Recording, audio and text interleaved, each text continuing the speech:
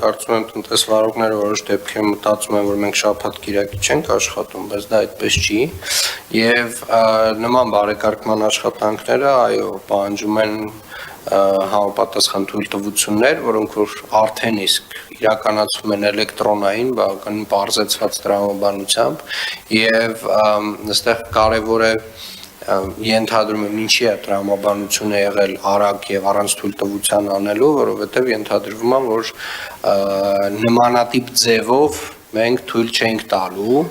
եւ Երևան քաղաքի կենտրոնում մենք արդեն